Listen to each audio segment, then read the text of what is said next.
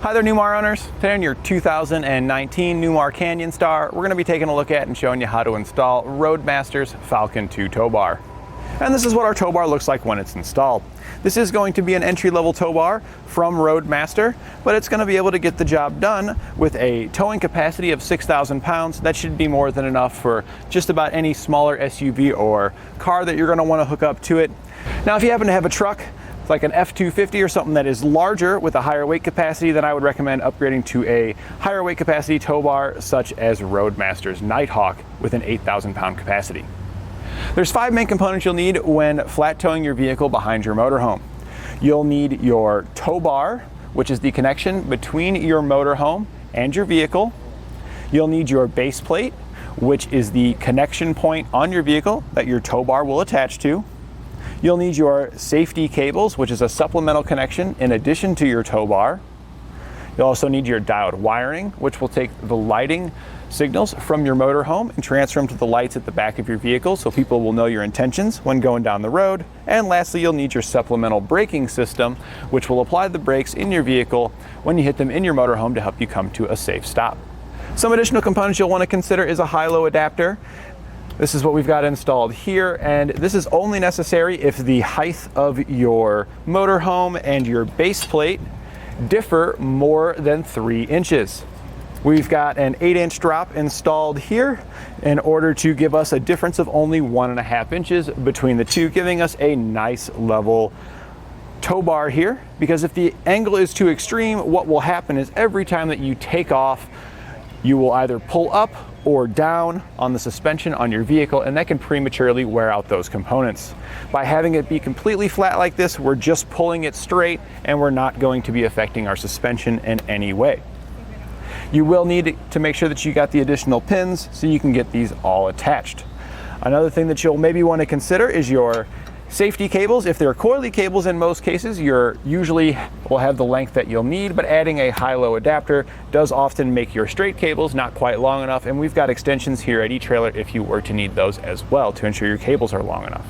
With this being an entry-level tow bar though, it is still going to be a self-aligning tow bar. So once you connect it to your vehicle and you take off, the arms will extend, they'll lock into place, and your vehicle will track directly behind you. So there's really nothing that you have to do, and this is going to track way better than any trailer would, like a tow dolly or anything like that. You'll be able to take your turns much more comfortable and natural with this, and not nearly as wide as you would have had to with those trailer style options.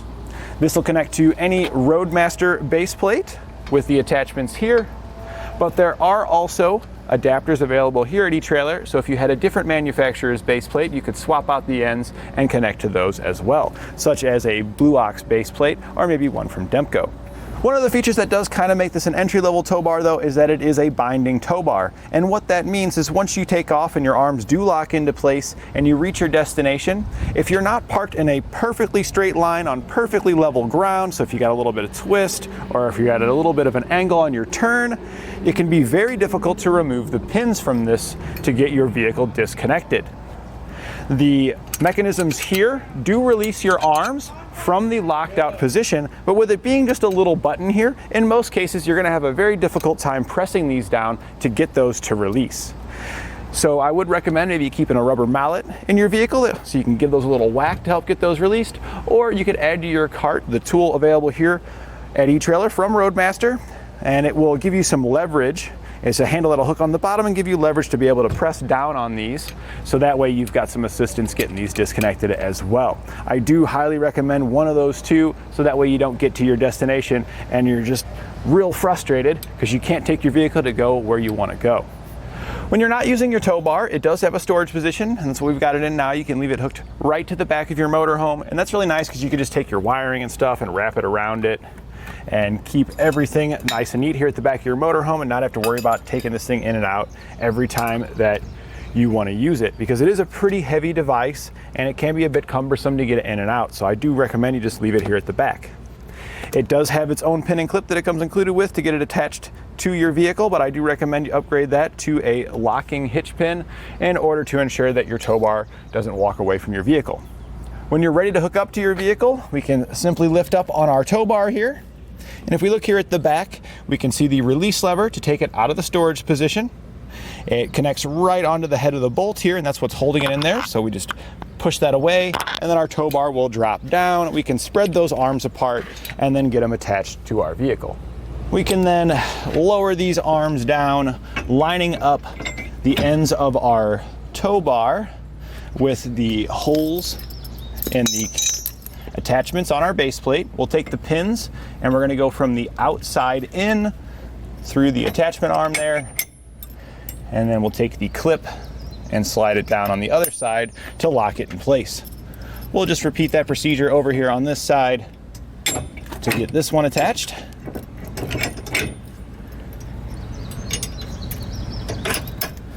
And at this point, we're ready to hook up the rest of our flat tow connections, which typically includes your diode wiring, your safety cables, and we want to make sure we are crossing these. So I've got the driver's side on the motorhome connecting to the passenger side on our vehicle, and vice versa for the other one. What that's going to do is create a cradle here at the front, so in the event of a catastrophic disconnect, it'll keep our components up off the pavement so they don't dig down into there. And lastly, you want to hook up your breakaway switch so you have your supplemental braking system fully operational. At this point, we're ready to place our vehicle into flat tow mode, and we're ready to hit the road. And that completes our installation of Roadmaster's Falcon 2 Tow Bar on our 2019 Newmar Canyon Star.